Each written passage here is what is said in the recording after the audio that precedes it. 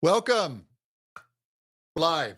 So I am here to answer your questions. Just please put them in the chat. Tracy is our moderator for today. So thank you, Tracy. Also, just to get started, just literal show, well, not literal, but a show of hands. Um, who feels like their voice is taking longer to warm up these days, especially if you're over 50? And also, what is your single most pressing vocal issue? Just put that in the chat, if you will, and I can talk to those points as well as start answering questions. So great. Bev is from Vancouver Island. Beautiful. And Becky's in North Carolina. Love it. All right. So if you are feeling that you're struggling with warm-ups don't have to take a long time. They've actually done research that 5 to 10 minutes is about what most singers need. The key is you have to be really sensitive to your voice and what your voice needs. And some days a little longer than others. But if you get a warm-up routine, number one, that works for you, and number two, exercises that work well in your voice, do them throughout the day. And I highly recommend you doing, if you can do a lip bubble, fantastic. If not, tongue trills are great. Even on a voiced consonant, like a z, can work. But these, what they call semi-occluded vocal tract exercises, do those throughout the day. I saw a study where they took a group of people who had trouble with vocal cord closure. And this can be a problem with aging, is we don't get full closure on your vocal cords. And this is something I've had to deal with in my voice. And they had the two test groups. And one group did nothing different. And the other group, just throughout the day, whenever they thought of it, those lip bubbles. And the group that did the lip bubbles had a marked improvement in vocal cord closure. So it's incredibly important to just do exercises throughout the day. And let's see, I'm going to check the chat here. I know Tracy's going to send me questions as they come up. Bob from California, 2 issues: limited range and throat mucus. These are 2 of the main issues that older voices will experience. Limited range, that comes from the aging process, right? It's atrophy, it's stiffness, it's weakness. So this is something we have to work against every day. So in terms of range, what I just showed you with that lip bubble is incredibly effective. And what I like to do also, a straw in water. This is a contraption made by Dr. Vox, but you can just use a straw in water. And as I use it for my range, I want to stretch, gently stretch. So I will see how high I can comfortably go. And then I see if I can go a little higher. There we go. Let's see if I can do it again. That got a little higher still. The key is don't push. Don't tighten up, because that will lock up the voice. We want to just keep stretching, keep this elasticity. Now, there is going to be some loss of range as we age. We can't get around that, but we can minimize the amount. Now, getting to mucus, um, the things that I do, right? You got to stay hydrated. So, drinking water. This is a mesh nebulizer. You can look up portable mesh nebulizer. I get the rechargeable ones. This is isotonic solution, 0.9% saline solution. Goes in here. This turns this into a breathable mist that you breathe. This puts moisture directly on your vocal cords. I don't have a particular brand I recommend because I just get whatever's on sale. And these things are often white labeled, so they'll have different brand names. You can get them on sale under 30 bucks. I've seen them, but certainly under 50. They last, I don't know, 8 months or so if you take care of it. But before you do voice work, use it for a few minutes. Use it throughout your practice. The other thing, this is guafenicin. Guafenicin is this is a generic uh, thing. It's a, what do they call it? Expectorant. It's what's in Mucinex. It's cheap. So guafenicin. And then I like these nasal rinses. This is Neomed nasal rinse. And this just has a bottle. It's got some isotonic powder that you put warm distilled water in, and you just up each nostril. And this will help clear out postnasal, so you don't deal with postnasal drip, etc. So that's a big one. Those are my main ones for dealing with mucus. Yeah. So just checking the other comments. Yeah, throat mucus. Throat mucus is something you just have to stay on top of. But hydration, that's systemic, drinking water, water-rich foods, etc.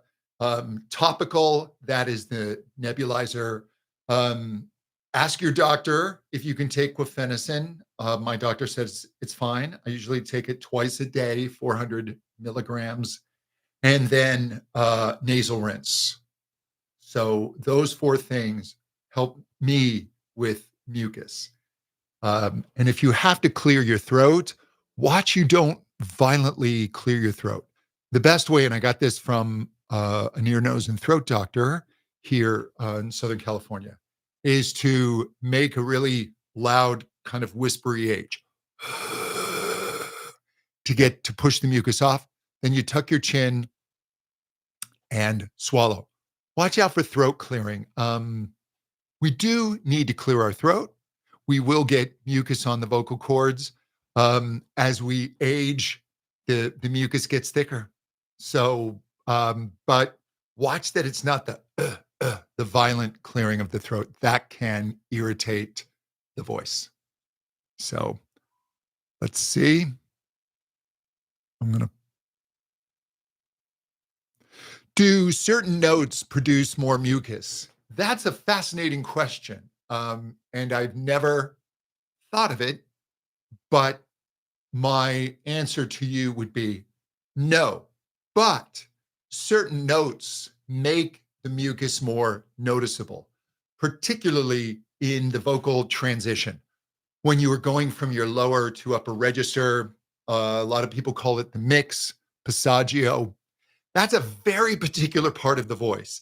And as we're undergoing these physical changes at the vocal cords from low notes to high notes, as well as an acoustic shift, it creates an instability that we have to work to stabilize.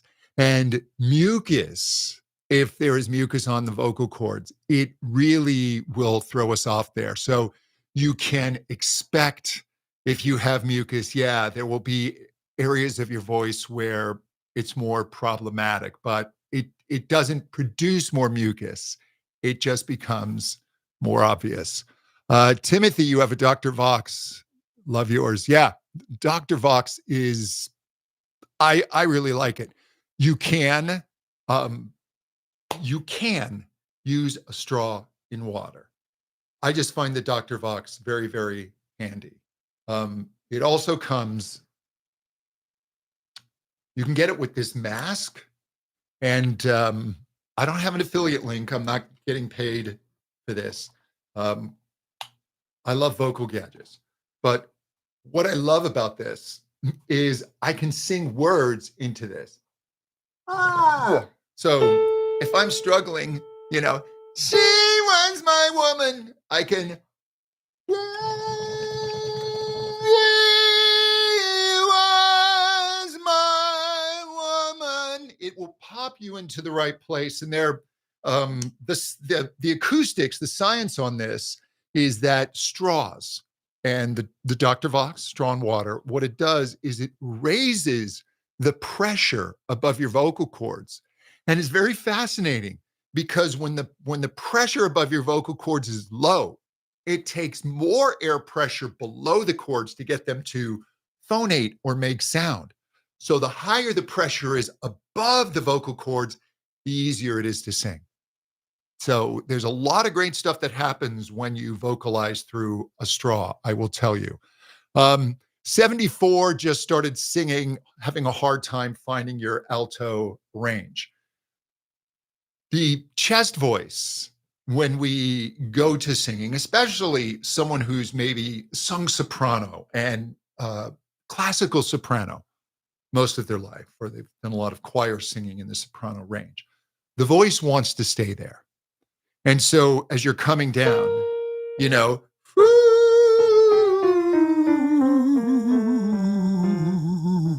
the voice just gets real floppy.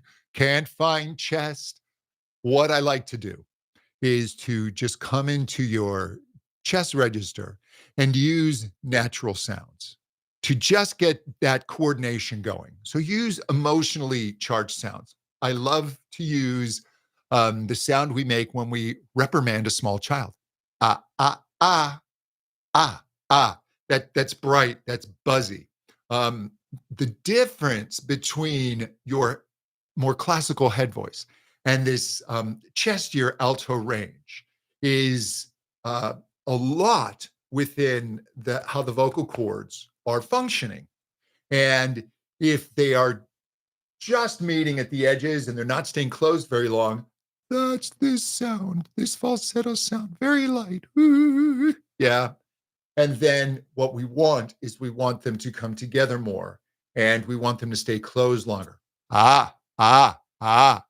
So the other thing is say go like someone is annoying you and you want them to leave.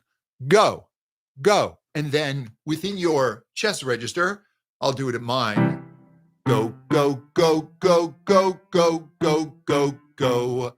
I will just go there and keep that intensity. I'm not shouting, I'm not forcing, but I'm not go, go, go, go, go. Right? That's me not finding my chest. Go, go, go, go, go, go, go. And then I'll start to move to 1, 2, 3, 4, 1, 2, 3, 4, 1. And then maybe move to singing a line in that register. If you can't find it, if it goes heady again, go back to the ah, ah, and keep reawakening that part of the voice. Ruby, my voice has a natural polyphonic sound, which I don't want. How do I get rid of one of the sounds? Now that's fascinating. There's something happening at the vocal folds that within the wave of the vocal folds. So I would work on chord closure. And you can do this kind of like what I just showed with the ah, ah, ah.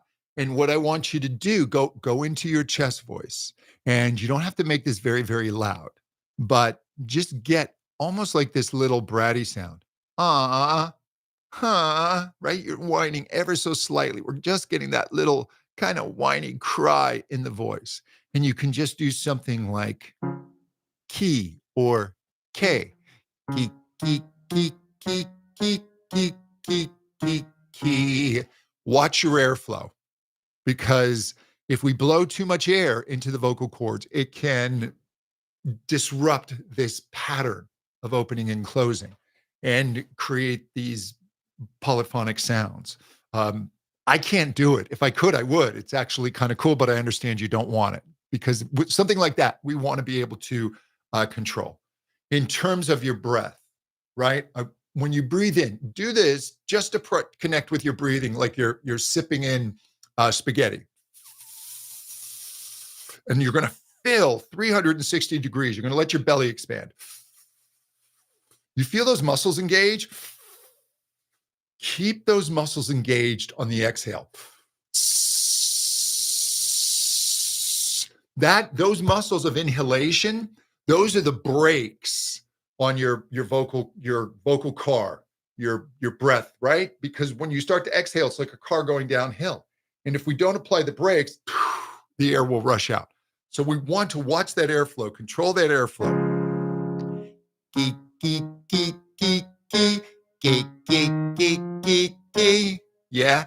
Nay, nay, nay, nay, nay. Just these little sounds. And then you can start to work them to just slightly more finished sounds, natural sound. Good, good, good, good, good, good, good, good, good.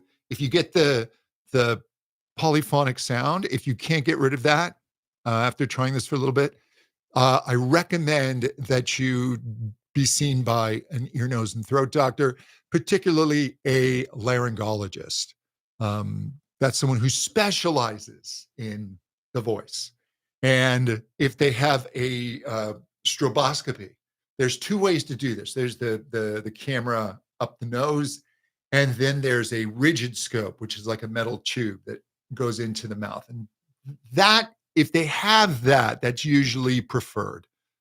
Depends what the doctor wants to use, but that can get a more accurate reading of what's going on with the voice. And there will be video. You want video stroboscopy. And if you get that done, take out your camera, your phone, and record a video of what the doctor shows you. Get permission and have that, because you can use that for a second opinion as well. Just want to make sure your vocal cords are healthy. Leanne, my throat gets tight when I try to sing higher notes. So that is very, very common. And what happens in the voice as we go higher is the vocal cords begin to stretch and they begin to thin. And as they begin to stretch and thin, they have less surface contact. It's like this, I usually have here are my props, my rubber band. I'm like the comedian Gallagher here with all the props. So your vocal cords, as I stretch this rubber band, it becomes thinner. And the contact that your cords get is less and less. And if we don't strengthen that to keep a certain amount of contact and intensity at the cords, right, the voice will start to become weak and the body will respond on those higher notes by squeezing. Okay, so one of the things I like to do to try and remove excess tension, not remove tension entirely, because singing tension-free is called silence. There is tension in the system. But one of the things is to do something called negative practice. So try this if you can. I want you to bring your hands together and give me an asthmatic breath, that noisy breath. And then bring your hands apart and that breath when like, I just heard something in the middle of the night. What was that? You'll feel this expansion. You want to be here. And then working with a straw, singing through a straw is incredibly helpful because you can maintain this feeling of expansion as you go up for higher notes. So you can start reducing that need to press when you go for the higher notes. It's something that you need to work out of your nervous system. You need to show your nervous system that there are other ways to anchor these notes and to get intensity and tone without squeezing. And that comes through working with resonance. But the first step is to start removing just this sudden squeeze. And also the larynx will tend to also want to jump up and grab. And so you can practice little real dopey kind of exercises like Patrick from SpongeBob. Hey, SpongeBob.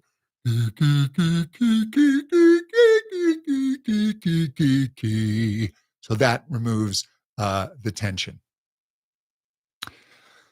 My voice seems to get weaker the more I sing.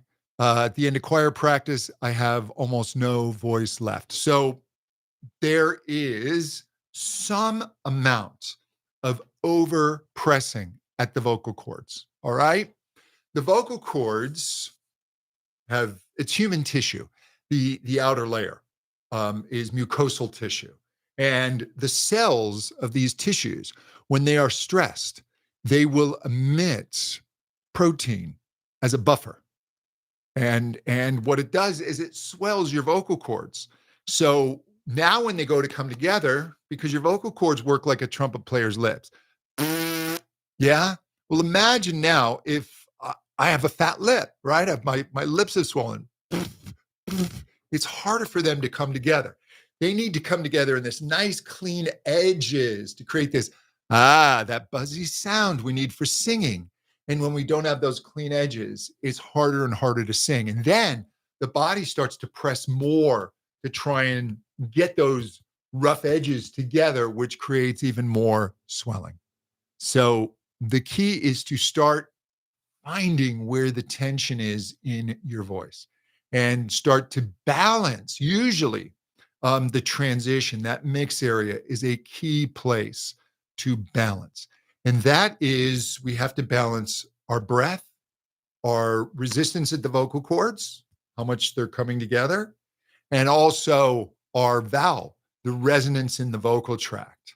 So that is something I highly recommend that if you can get an assessment with a qualified voice teacher, that they can hear you. It won't take a good voice teacher very long to hear what it is that's happening in your voice and give you a diagnosis and exercises to work to correct that.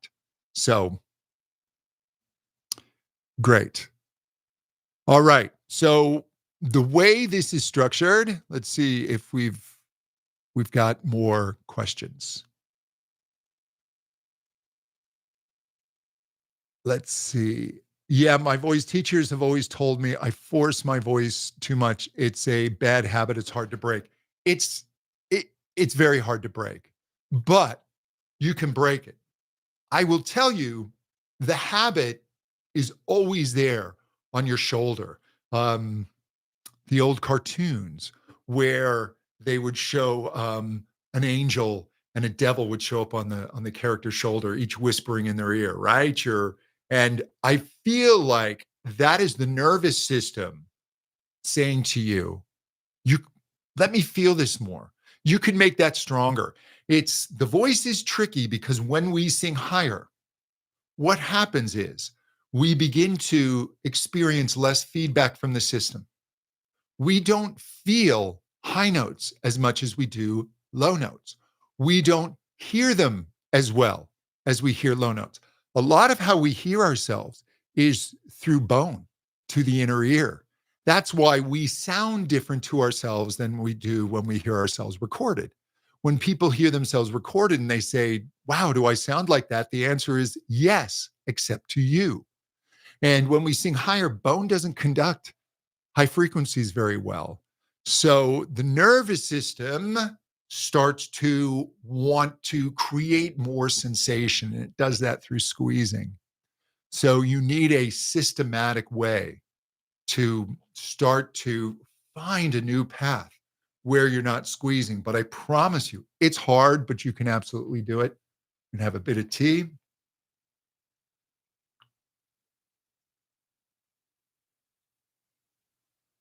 In case you're wondering, my concoction is throat coat tea um, with a bag of green tea. And I just saw a study, I like to read studies, on cognitive health. And they found some promising results by adding 3 cups or more of green tea to your diet every day, as well as a small handful, like 26 grams of walnuts. So I just happen to have walnuts on my oatmeal every morning, and I have my green tea. Um, let's see. Um, Yeah, so Timothy, you find yourself articulating too much, and it sounds good on feel on playback, but it feels awkward. So articulation, this is a concept that I find fascinating, but I always keep it front of mind. And I got this from Dr. Ingo Titze, who's one of the premier voice scientists of his and any generation. Um, but he talks about singing, making sound. Foo, that is a signal, right? Like a radio signal. And then what we have interruptions, changes in the signal. And every change in the signal creates opportunities for issues. And we have all kinds of signal interruptions in singing. We have changes of vowel. We have changes of pitch. We have changes of intensity. We have to stop to take a breath. And particularly articulation. Oh, that word particularly is hard to say, speaking of articulation. So, articulation, we are changing jaw, lips, and the tongue.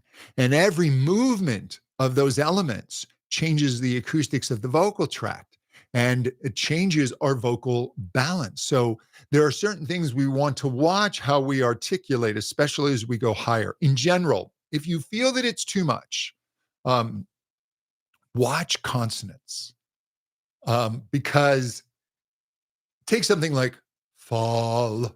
Yeah. If you go to the L too soon, when I fall, that kind of throws it, or in slow motion, fall. What we want to do is when I fall in love.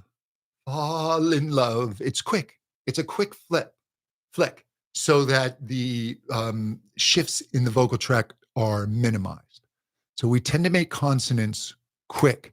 The music is on the vowel. Now, it's not to diminish consonants. Consonants are your percussion. If you think about it, a B, that's your bass drum. A T, that's your snare.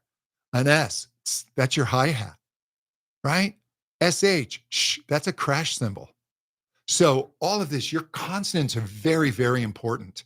You don't want to skip them, but in certain styles, over enunciation can also be a problem in contemporary styles. If you're too crisp with your enunciation, it sounds a little too proper. So sorry, just getting back to the feed.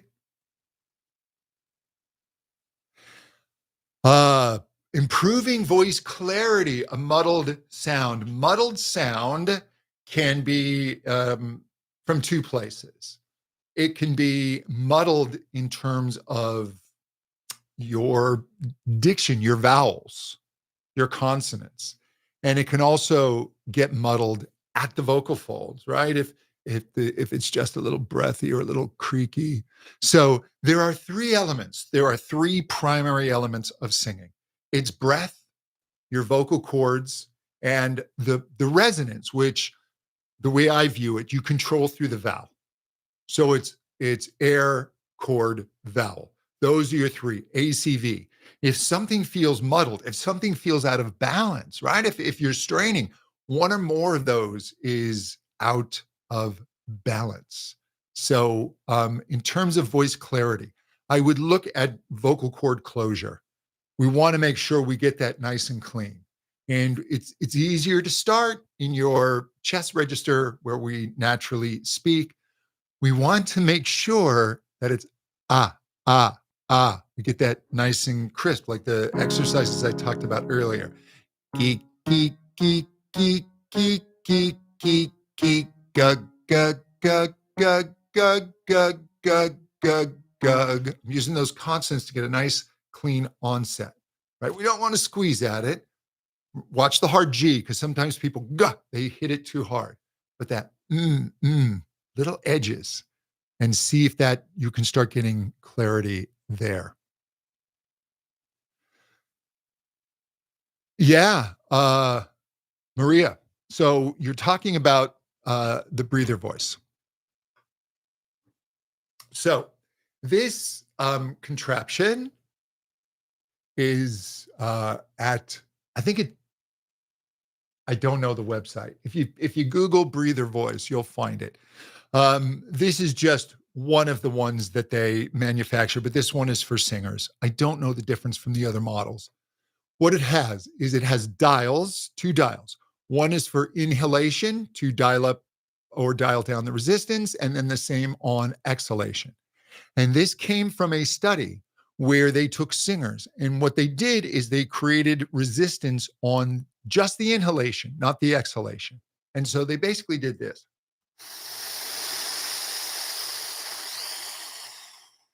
And then they breathed out. And what they did, I don't have the study in front of me. I talk about it in one of my videos on Science Says This Helps Your Breathing. But they did this, a few sets of 20 or something of these before they sang. And they did it once. And by doing that against the other group that did nothing, and they just went ahead and sang, and these were two groups of singers, it wasn't non-singers. The group that did the resistance on the inhalation had, I think it was 20% longer high notes than before they did this. There was a dramatic improvement in their singing that they could see and hear.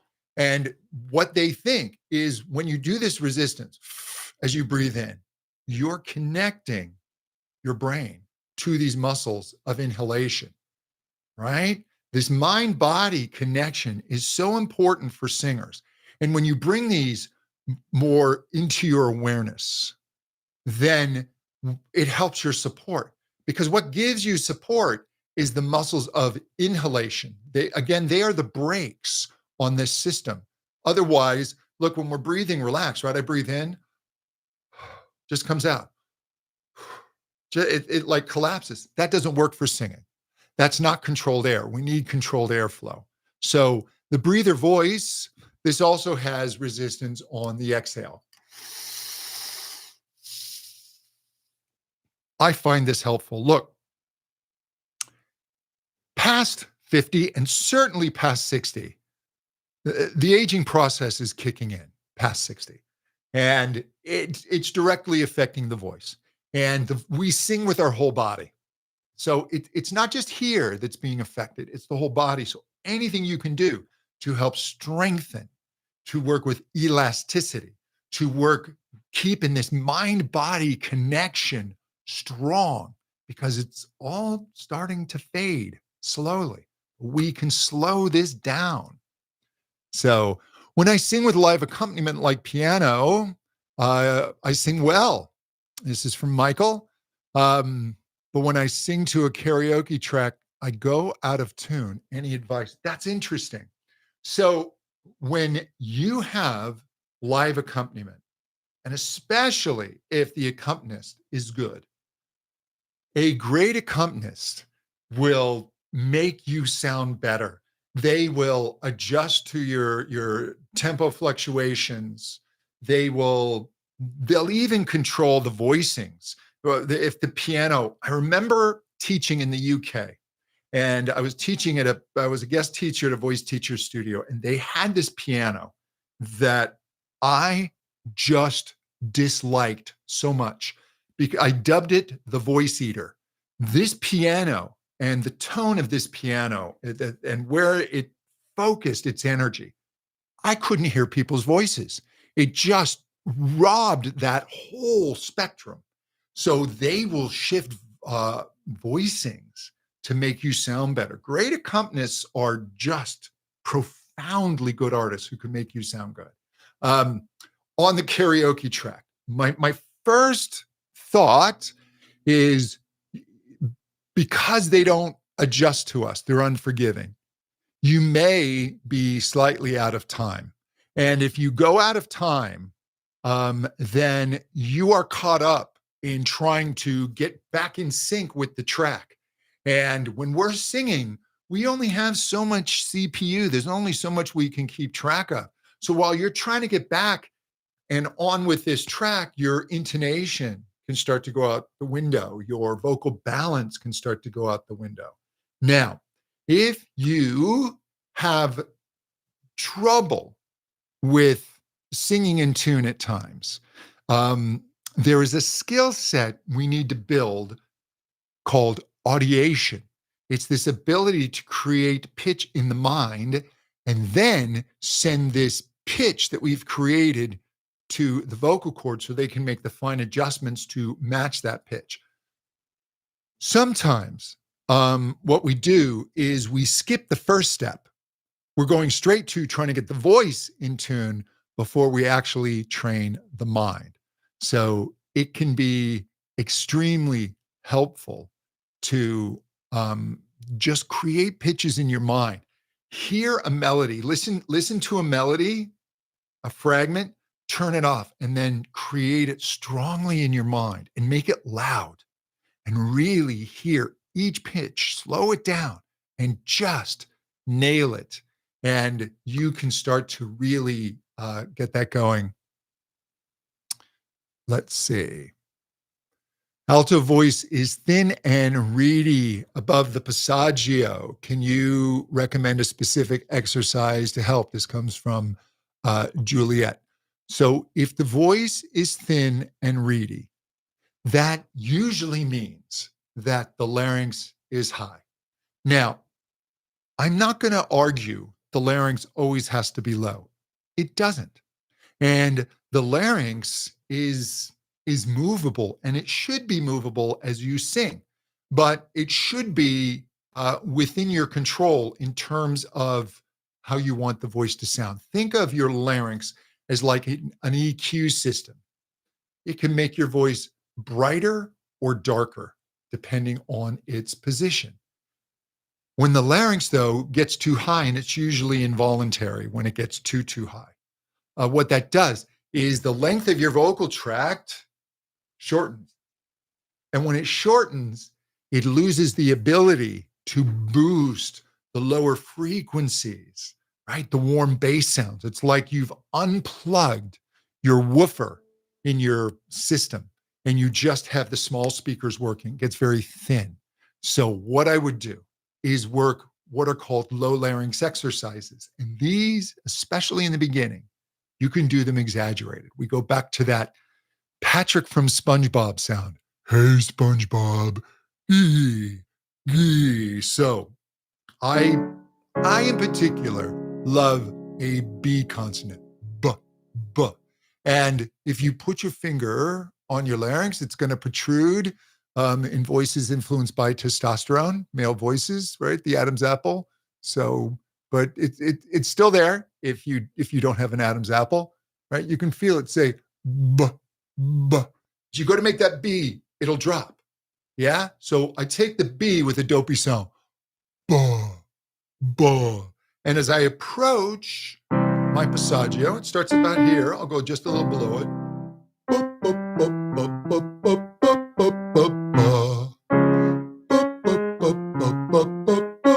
I feel my passaggio starting. I watch out for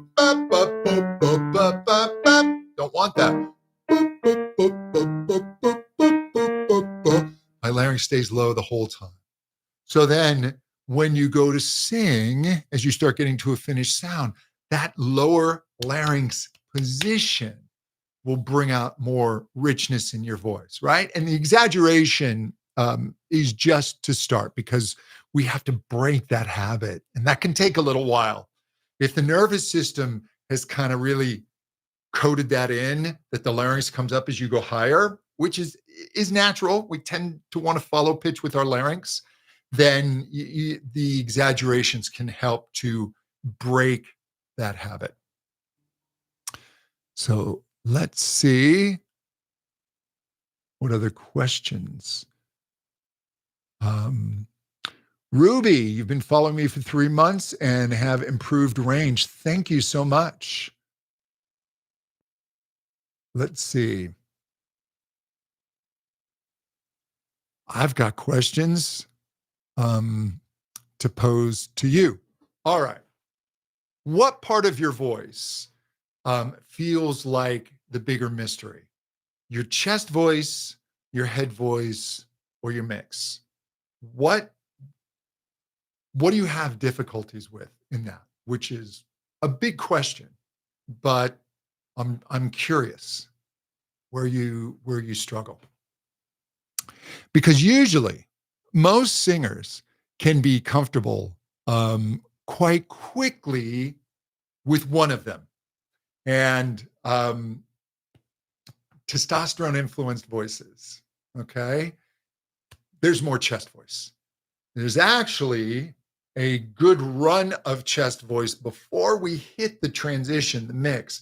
And that can make that mix rather tricky because our chords are under more tension for pitch by the time we reach it. But that chest voice becomes easier. Um, Female voices not influenced by testosterone, then the head voice can be easier to find. So we've got, let's see, Leanne says head voice and mix. Susie, mix has always been a challenge. Juliet, mix. Um, Deborah, it's identifying the different phases of mix, chest mix, pure mix, head mix. I want to be able to produce each of these differently on demand. So Deborah, that is an advanced question. And I absolutely love that question. All right. So here's my recommendation. And I do this in voice school. I have a course. It's a 21-day jumpstart, and it's for new members to within 3 weeks. They've run through the basics. It's head, chest mix, and starting to connect those up so they can move to the other courses or uh, go after what interests them. But first, I established chest voice. And a lot of voice teachers will argue that that is the foundation of the voice. So finding chest voice first is important. And that's usually using brighter sounds, right? To get the vocal cords as well as the acoustics. It's a brighter sound. Oh, oh, oh. No. Ah.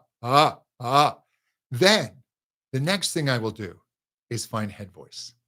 And head voice, you can make it real hooty like an owl. Cuckoo, cuckoo, can be falsetto-y, it can be light, but you have these two distinct places. Ah, hoo, ah, hoo. And then we start to sew them together. So at first, right, I may have to go gug, gug, gug, gug, gug, gug, gug, gug, gug, gug. So it's chest, and then it's what you can call a flip.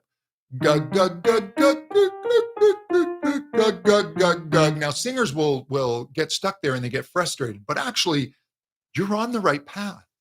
And then we start just adding a little more chord closure, a little more cry to that. Gug, gug, gug, gug, gug, gug, gug, gug, gug, gug, gug, gug, gug. So it starts tying those up. So you start to have chest, a light mix, and then a reinforced head voice. And you take that step by step and start building that.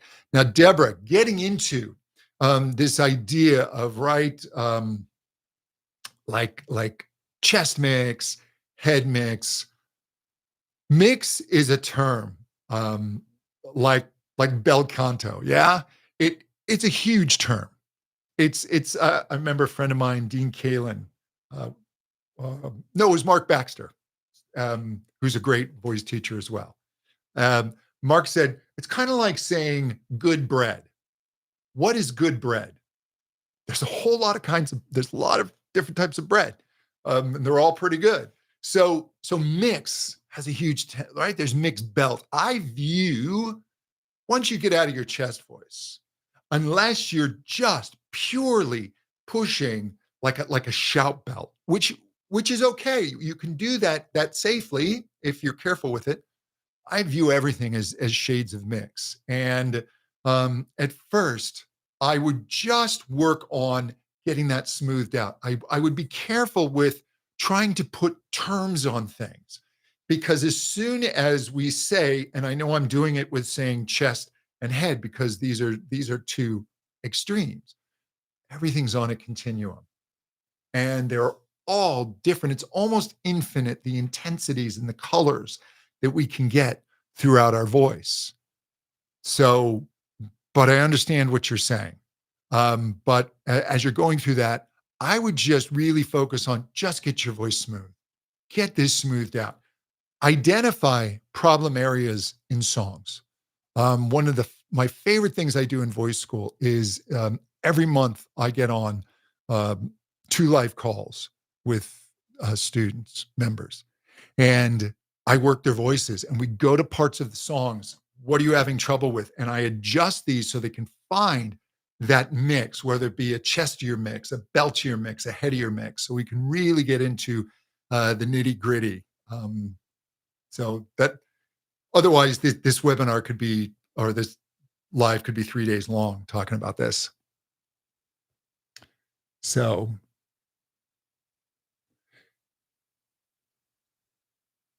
all right. So James, you have trouble with head voice. It's harder to get good chord closure, and you also can't access vocal fry easily.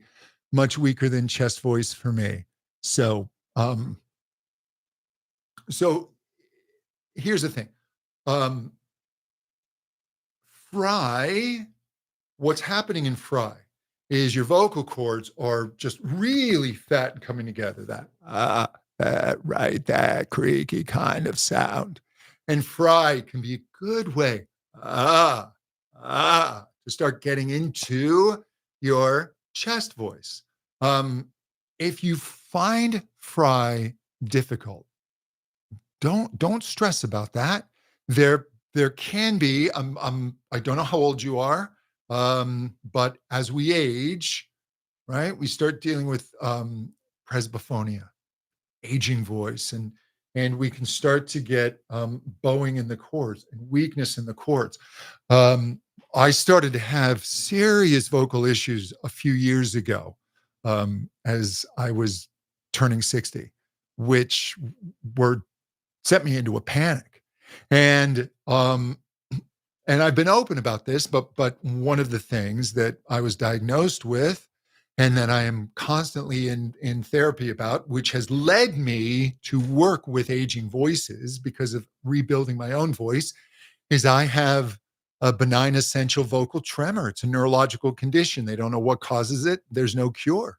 But my voice, if I allow it, it has this that pulse.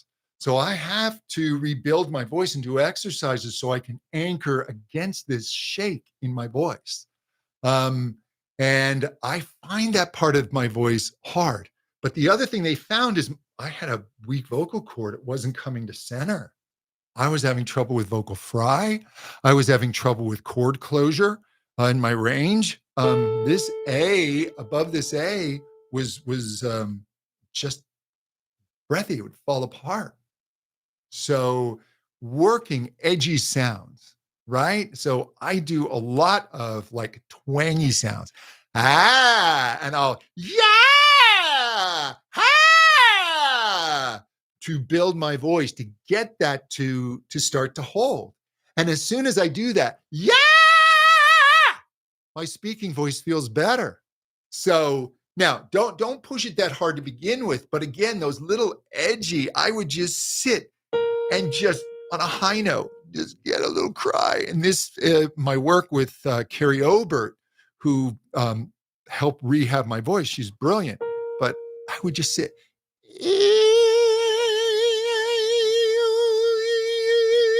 and just work that little edge.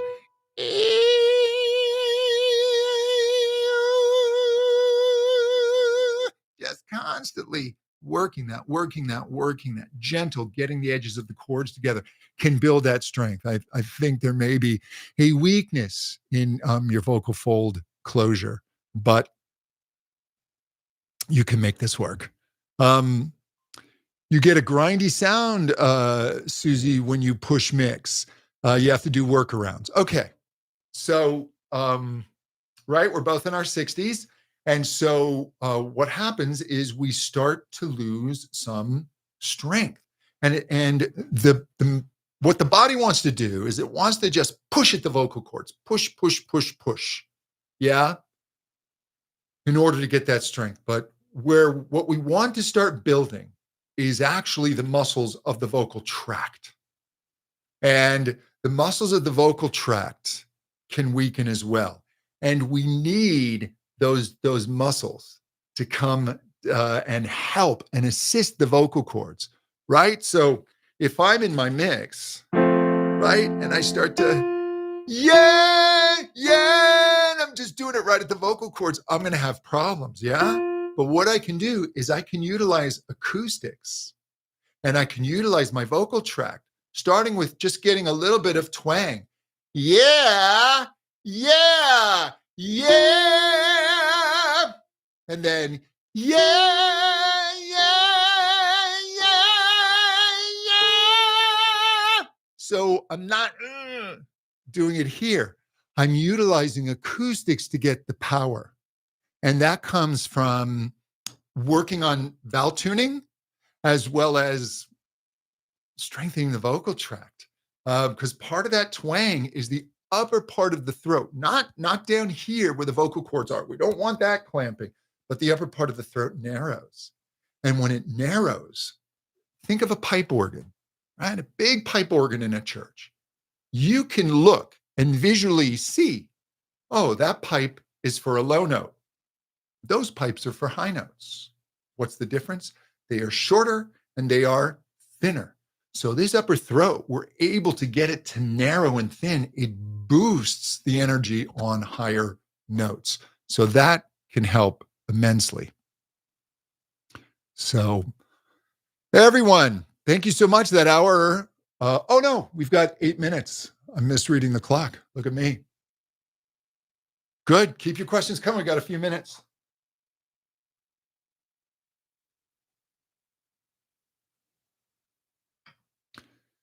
But so much of the voice, and in most of my YouTube videos for older singers, you can get this book.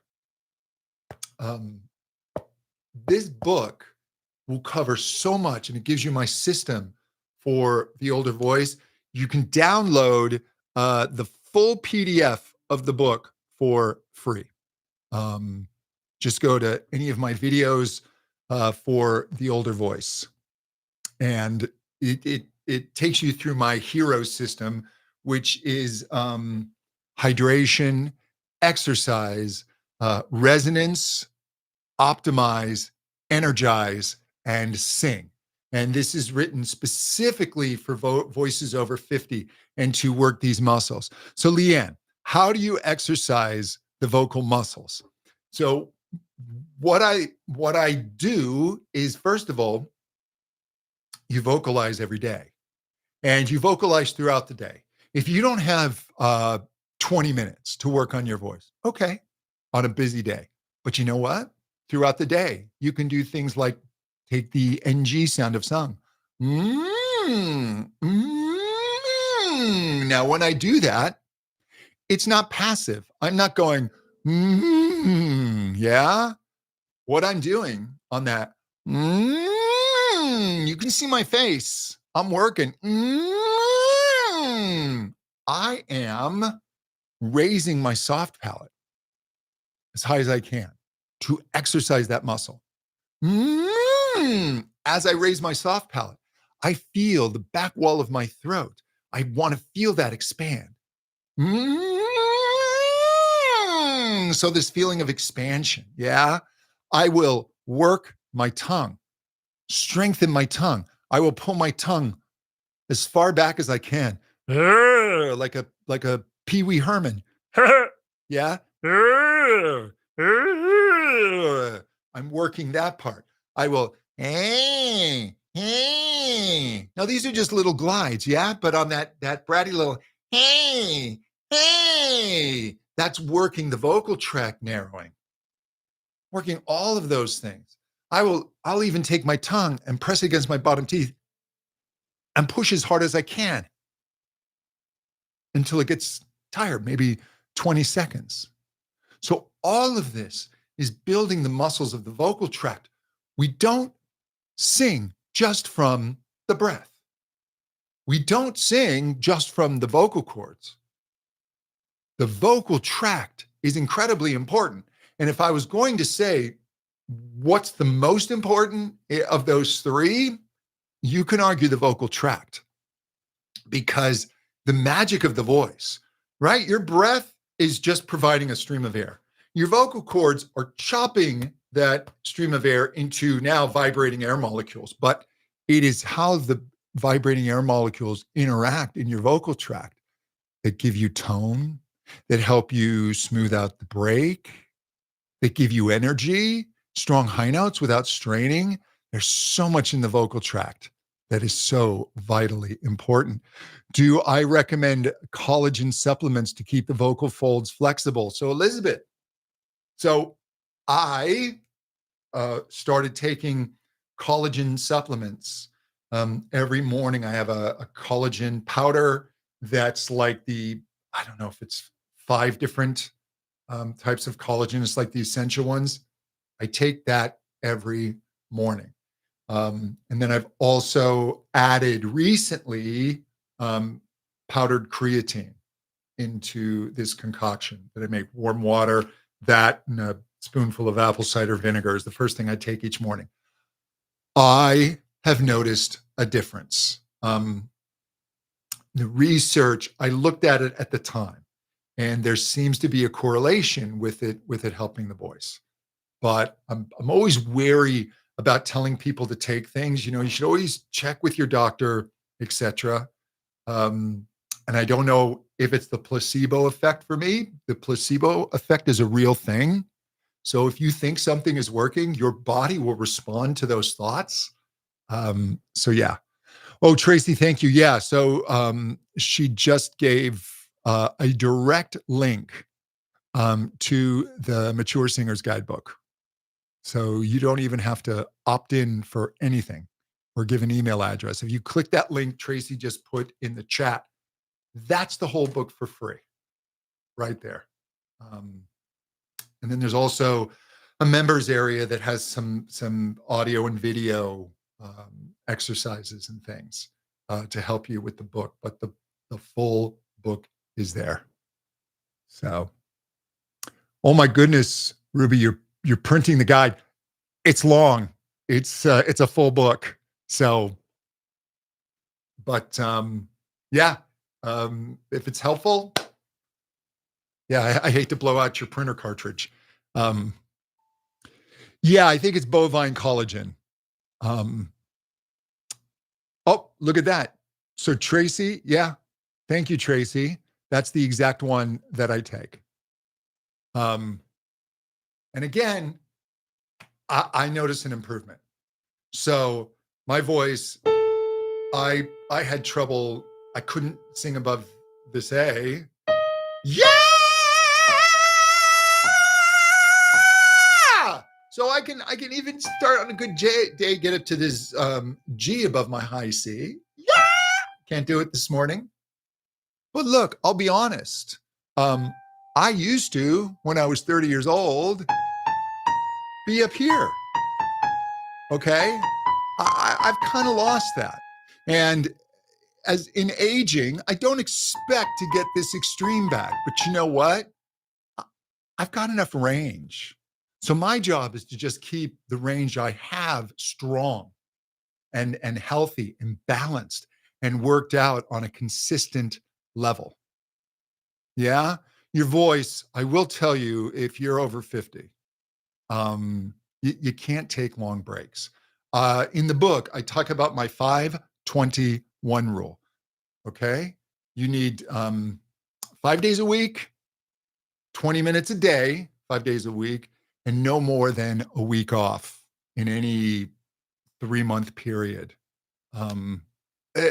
Taking time off from the voice, right? It's just harder to get back on track. So you gotta stay on it. So everyone, I want to thank you for joining me. These are fantastic questions. This is a great group. So if this is helpful, let me know. Is this something you would like me to do more of? Just let me know in the comments if this is helpful. And also, let me know what type of videos I can make to help you. I'm really, really on a mission to help older singers get back to their birthright of singing, right? We are born to sing. It's like you can't silence it. And the reason to sing, right? It's not to be on stage at Madison Square Garden at this point of our lives. It's to make us happy. Singing makes us happy. And it also has emotional benefits, cognitive benefits, health benefits, but want you to sing, sing, sing, sing. More varied warm-up videos. Yep. All right. Okay, good. Yeah. So you find these helpful. We will schedule these. And Jennifer, I'll give you one last question. How do you stay away from singing in the throat? And singing in the throat is what we give to the sensation of too much effort. And it tends to feel like it's here. And it's usually because the larynx is overraised and there's excess pressing on the vocal folds. The first exercise to help you get away from this is that dopey low larynx, either on gee gee gee ba ba ba ba ba